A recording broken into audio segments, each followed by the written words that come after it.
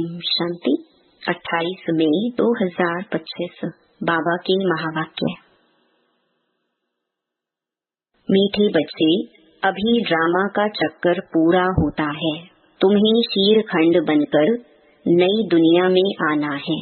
वहाँ सब शीरखंड है, यहाँ लून पानी है। प्रश्न: तुम त्रिनेत्री बच्चे किस नॉलेज को जानकर त्रिकालदर्शी बन गए हो? उत्तर: तुम्हें अभी सारे वर्ल्ड की हिस्ट्री ज्योग्राफी की नॉलेज मिली है।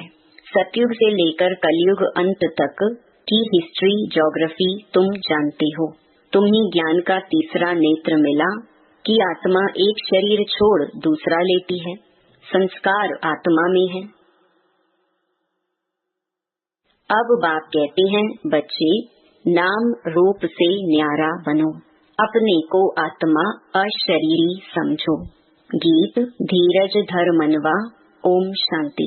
कल्प कल्प बच्चों को कहा जाता है और बच्चे जानते हैं, दिल होती है कि जल्दी सतयुग हो जाए तो इस दुख से छूट जाए, परंतु ड्रामा बहुत धीरे धीरे चलने वाला है।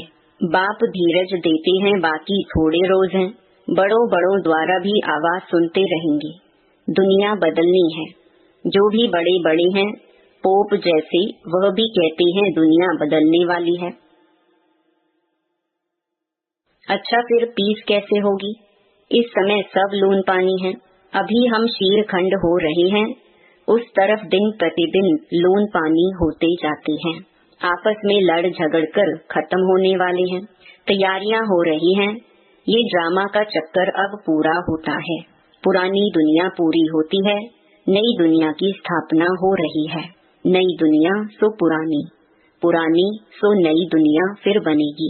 इसको दुनिया का चक्कर कहा जाता है, जो फिरता रहता है। ऐसे नहीं लाखों वर्ष बाद पुरानी दुनिया नई होगी, नहीं। तुम बच्चे अच्छी रीति जान चुके हो, भक्ति बिल्कुल ही अलग है। भक्ति का कनेक्शन रावण के साथ है, ज्ञान का कनेक्शन राम के साथ है। यह तुम अभी समझ रही हो।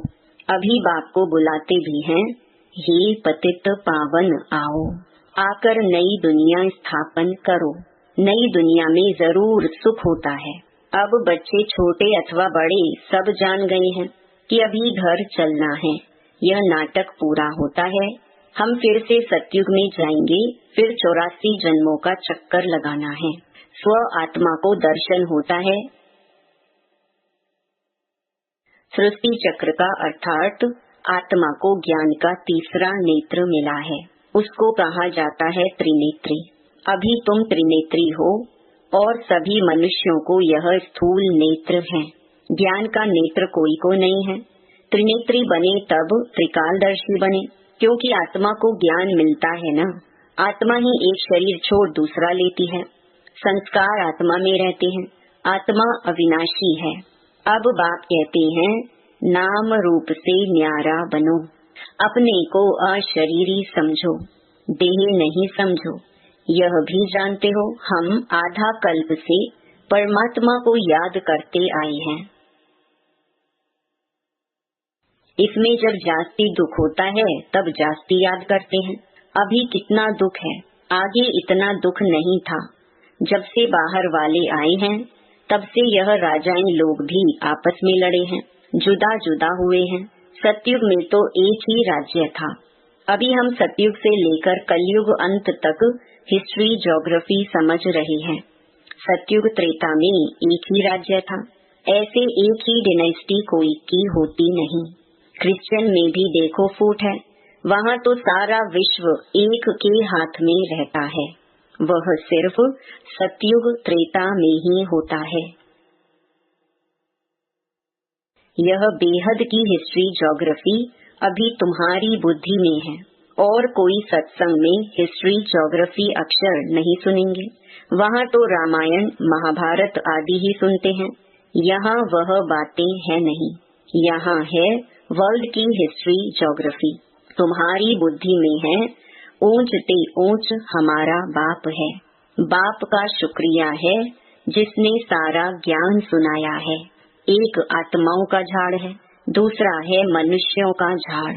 मनुष्यों के झाड़ में ऊपर में कौन है? ग्रेट ग्रेट ग्रैंडफादर ब्रह्मा को ही कहेंगे।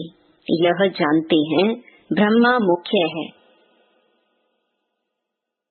परंतु ब्रह्मा के पीछे क्या हिस्ट्री ज्योग्राफी है यह कोई नहीं जानते। अभी तुम्हारी बुद्धि में है ऊंच से ऊंच बाप रहते भी हैं परम धाम में, फिर सूक्ष्म वतन का भी तुमको मालूम है। मनुष्य ही फरिश्ता बनते हैं, इसीलिए सूक्ष्म वतन दिखाया है। तुम आत्माएं जाती हो, शरीर तो सूक्ष्म वतन में नहीं जाएगा। जाते कैसे हैं? उनको कहा जाता है तीसरा नेत्र, दिव्य दृष्टि अथवा ध्यान भी कहते हैं। तुम ध्यान में ब्रह्मा विष्णु शंकर को देखते हो। लोग दिखलाते हैं शंकर के आँख खोलने से विनाश हो जाता है। अब इनसे तो कोई समझ न सके। अभी तुम जानते हो विनाश तो ड्रामा अनुसार होना ही है। आपस में लड़कर विनाश हो जाएंगे। बाकी शंकर क्या करते हैं? यह ड्रामा अनुसार नाम रख दिया है तो समझाना पड़ता है। ब्रह्मा विष्णु शंकर तीन हैं। स्थापना के लिए ब्रह्मा को रखा है, पालना के लिए विष्णु को, विनाश के लिए शंकर को रख दिया है। वास्तव में यह बना बनाया ड्रामा है। शंकर का पार्ट कुछ भी है नहीं। ब्रह्मा और विष्णु का पार्ट तो सारे कल्प में है। ब्रह्मा सो विष्णु, विष्णु सो ब्रह्मा। ब्रह्मा के भी 84 जन्म पूरे हुए तो विष्णु के भी पूरे हुए। शंकर तो जन्म मरण से न्यारा है, इसलिए शिव और शंकर को फिर मिला दिया है। वास्तव में शिव का तो बहुत पार्ट है, पढ़ाते हैं। भगवान को कहा जाता है नॉलेजफुल। अगर वह प्रेरणा से कार्य करता तो सृष्टि चक्र का ज्ञान कैसे देता? इसीलिए बाप समझाते हैं बच्चे, प्रेरणा की तो कोई बात ही नहीं, बाप को तो आना पड़ता है। बाप कहते, बच्चे मेरे में सृष्टि चक्र का ज्ञान है, मेरे को यह पाठ मिला हुआ है, इसीलिए मुझे ही ज्ञान सागर नॉलेजफुल कहते हैं। नॉलेज किसको कहा जाता है? वह तो जब मिले तब पता पड़े, मिला ही नहीं है तो अर्थ का कैसे मालूम पड़े? आगे तुम भी कहते थे ईश्वर प्रेरणा करते हैं, वह सब कुछ जानते हैं। हम जो पाप करते हैं ईश्वर देखते हैं। बाबा कहते हैं यह धंधा मैं नहीं करता हूँ, यह तो जैसा कर्म करते हैं उसकी खुद ही सजा भोगते हैं। मैं किसको नहीं देता हूँ, ना कोई प्रेरणा से सजा दूंगा। मैं प्रेरणा से करूँ तो जैसे मैंने सजा दी। कोई को कहना कि इनको मारो यह भी दोष है, कहने वाला भी फंस पड़े। शंकर प्रेरणा दे तो वह भी फंस जाए। बाप कहते हैं मैं तो तुम बच्चों को सुख देने वाला हूँ, तुम मेरी महिमा करते हो। बाबा आकर दुख हरो, मैं थोड़े ही दुख देता हूँ। अब तुम बच्चे बाप के सम्मुख बैठे हो तो कितनी खुशी होनी चाहिए। यहाँ डायरेक्ट भाषणा आती है। बाबा हमको पढ़ाते हैं, इनको मेला कहा जाता है। सेंटर्स पर तुम जाते हो, वहाँ कोई आत्माओं परमात्मा का मेला नहीं कहेंगे। आत्माओं परमात्मा का मेला यहाँ लगता है, यह भी तुम जानते हो। मेला लगा हुआ है, बाप बच्चों के बीच में आई हैं, आत्माएं सब यहाँ हैं। आत्मा ही याद करती हैं कि बाप आए। यह सबसे अच्छा मेला है। बाप आकर सब आत्माओं को रावण राज्य से छुड़ा देते हैं। ये मेला अच्छा हुआ ना, जिससे मनुष्य पारस बुद्धि बनते हैं। उन मेलों पर तो मनुष्य मैले हो जाते हैं, पैसे बर्बाद करते रहते हैं, मिलता कुछ भी नहीं। उनको मायावी आसुरी मेला कहा जाएगा। यह है ईश्वरीय मेला। रात दिन का फर्क है। तुम भी आसुरी मेले में थे, अभी हो ईश्वरीय मेले में। तुम ही जानते हो बाबा आया हुआ है। सब जान जाएं तो पता नहीं कितनी भीड़ हो जाए। इतने मकान आदि रहने के लिए कहाँ से लाएंगे? पिछाड़ी में गाते हैं ना, अहो प्रभु तेरी लीला। कौन सी लीला? सृष्टि के बदलने की लीला। यह है सबसे बड़ी लीला। पुरानी दुनिया खत्म होने से पहले नई दुनिया की स्थापना होती है। इसीलिए हमेशा किसको भी समझाओ तो पहले स्थापना विनाश फिर पालना कहना है। जब स्थापना पूरी होती है तब फिर विनाश शुरू होता है, फिर पालना होगी। तो तुम बच्चों को यह खुशी रहती है, हम स्वदर्शन चक्रधारी ब्राह्मण हैं, फिर हम चक्रवर्ती राजा बनते हैं। यह कोई को पता नहीं इन देवताओं का राज्य कहाँ गया, नाम निशान गुम हो गया है। देवता के बदले अपने को हिंदू कह देते हैं। हिंदुस्तान में रहने वाले हिंदू हैं, लक्ष्मी नारायण को तो ऐसे कभी नहीं कहेंगे, उन्हों को तो देवता कहा जाता है। तो अब इस मेले में ड्रामा अनुसार तुम आए हो। यह ड्रामा में नोंद है, धीरे धीरे वृद्धि होती रहेगी।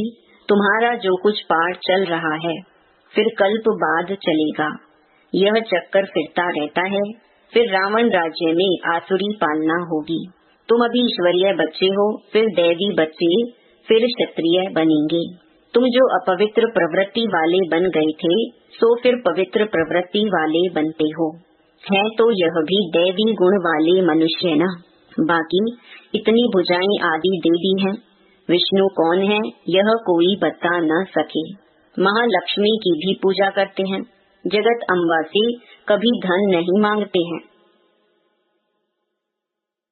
धन जास्ती मिल गया तो कहेंगे लक्ष्मी की पूजा की, इसीलिए उसने भंडारा भर दिया। यहाँ तो तुम जगत अम्बा से पा रहे हो, परम पिता परमात्मा शिव द्वारा देने वाला वह है। तुम बच्चे बाप दादा से भी लकी हो। देखो जगदम्बा का कितना मेला लगता है, ब्रह्मा का इतना नहीं। ब्रह्मा को तो एक ही जगह बिठा दिया है। अजमेर में बड़ा मंदिर है, देवियों के मंदिर बहुत हैं, क्योंकि इस समय तुम्हारी बहुत महिमा है। तुम भारत की सेवा करते हो, पूजा भी तुम्हारी जास्ती होती है, तुम लकी हो। जगत अम्बा के लिए ऐसे कभी नहीं कहेंगे कि वह सर्वव्यापी है। तुम्हारी महिमा होती रहती है। ब्रह्मा विष्णु शंकर को भी सर्वव्यापी नहीं कहते, मुझे कह देते कण कण में है। कितनी ग्लानि करते हैं, तुम्हारी मैं कितनी महिमा बढ़ाता हूँ। भारत माता की जय कहते हैं ना। भारत माता तो तुम हो ना, धरणी नहीं। धरणी आदि जो अब तमो प्रधान है, सतयुग में सतो प्रधान हो जाती है। इसीलिए कहते हैं देवताओं के पैर पतित दुनिया में नहीं आते, जब सतो प्रधान धरणी होती है तब आते हैं। अभी तुमको सतो प्रधान बनना है। श्रीमत पर चलते बाप को याद करते रहेंगे तो ऊंच पद पाएंगे, यह ख्याल रखना है। याद करेंगे तो विकर्म विनाश होंगे। श्रीमत मिलती रहती है। सतयुग में तो तुम्हारी आत्मा पवित्र कंचन हो जाती है तो शरीर भी कंचन मिलता है। सोने में खाद पड़ती है तो फिर जेवर भी ऐसा बनता है। आत्मा झूठी तो शरीर भी झूठा। खाद पड़ने से सोने का मूल्य भी कम हो जाता है। तुम्हारा मूल्य अब कुछ भी नहीं है। पहले तुम विश्व के मालिक 24 कैरेट थे, अभी 9 कैरेट कहेंगे।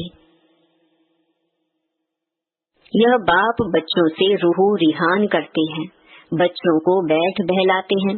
जो तुम सुनते सुनते चेंज हो जाते हो, मनुष्य से देवता बन जाते हो। वहाँ हीरे जवाहरातों के महल होंगे, स्वर्ग तो फिर क्या। वहाँ के शूबी रस आदि भी तुम पीकर आते हो। वहाँ के फल ही इतने बड़े बड़े होते हैं, यहाँ तो मिल न सके। सूक्ष्म वतन में तो कुछ है नहीं, अभी तुम प्रैक्टिकल में जाते हो। यह है आत्मा और परमात्मा का मेला, इनसे तुम उज्जवल बनते हो। तुम बच्चे जब यहाँ आते हो तो फ्री हो, घर बार धंधे आदि का कोई फुर्ना नहीं है।